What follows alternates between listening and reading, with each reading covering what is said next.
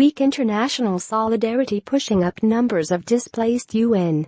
United Nations, Reuters, about 66 million people are forcibly displaced worldwide and weak international cooperation and solidarity are behind the rising numbers, the UN High Commissioner for Refugees, Filippo Grandi, said on Thursday.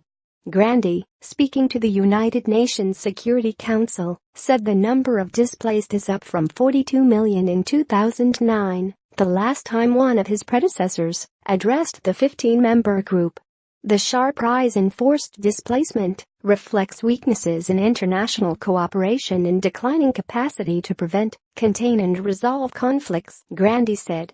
The ongoing conflict in Syria and violence in Iraq account for about a fourth of those currently displaced, Grandi said, adding that a combination of poverty, lack of development, environmental degradation, inequality, and persecution combine in poorly governed parts of the world to trigger more crises.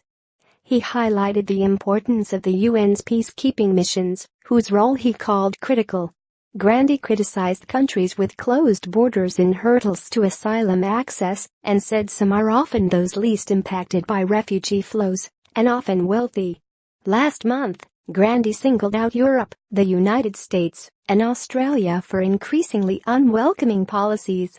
NL8 and 1MD24 see many refugee-hosting states, particularly those neighboring conflict zones, keep their borders open and generously host thousands, sometimes millions, of refugees, he said.